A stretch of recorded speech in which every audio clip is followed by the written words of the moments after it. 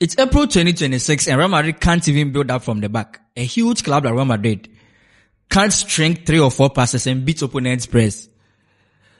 Wow, it was a nice game today, and it's been a while that a goalkeeper aside from Thibaut Courtois has won man of the match. Always is Courtois saving Real Madrid's ass. Always is Courtois who is getting the man of the match awards.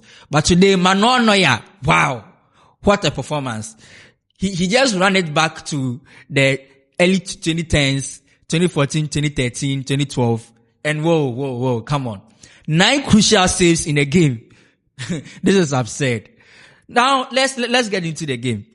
Before we get into the game, this is Player Stats Guy. Kindly subscribe to the channel and we'll be giving you sports analysis back to back like this one. At the end of the game, Rudiger held a press conference and he was like, they were dashing goals and the 2 goals Madrid conceded were all because of mistakes. Bro, Bayern should have scored like 3 or 4 or 5. Let's be real. I don't know if it's because Harry Kane is not all that sharp. I don't know, because Bayern is not that. Bayern didn't play like the ruthless Bayern that we know. We all know. No, they were missing chances.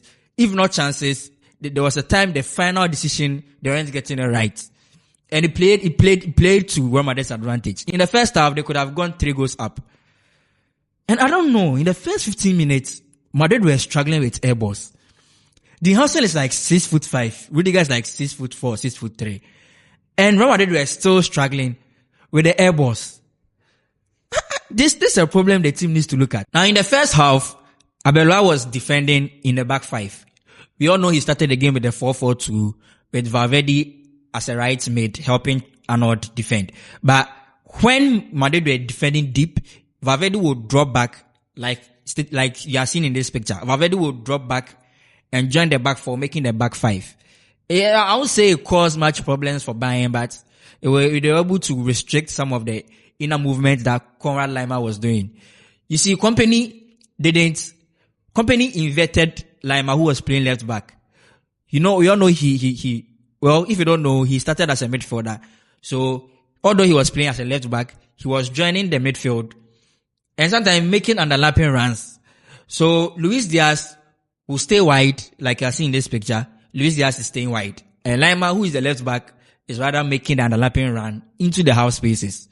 And Valverde joining the back 4 to become a back 5 stopped these kind of runs Laimer was making. That's very impressive from Bernabéu. But in the second half, I don't know what happened. I don't know. You just come back from the second half and you concede a very early goal. Like, I don't know. Many of us didn't even see how the goal came about.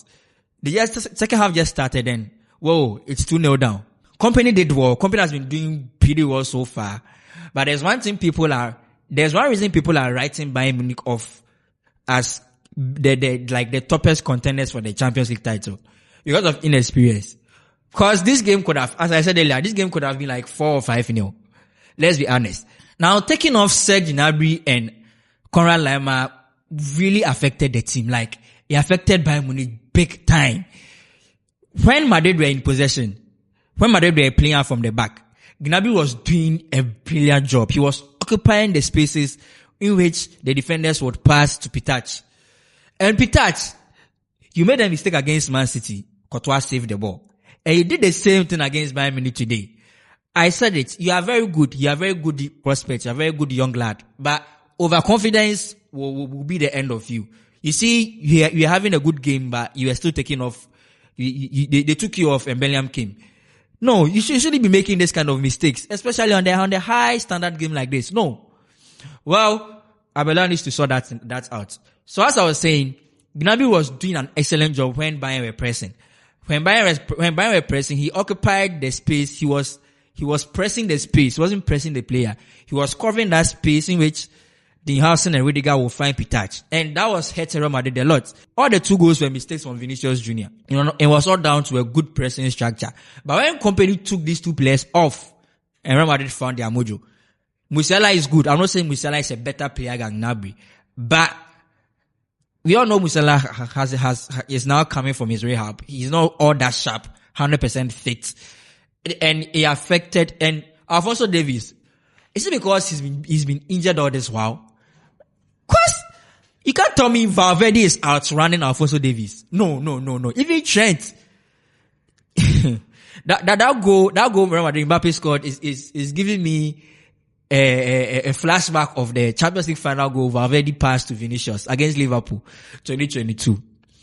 Well, I must say, is the tie lost? I don't really think so, but Bayern have a very, very, very, very, very big advantage. Winning against Real Madrid at the Bernabeu, and the second leg is being played at the Allianz Arena. It's a very slim chance Madrid goes through here. Let's move to Arsenal. Whoa. Havertz won it very late in the game. The game was very boring. There are a few of us who were able to watch these two games simultaneously. I was one of them.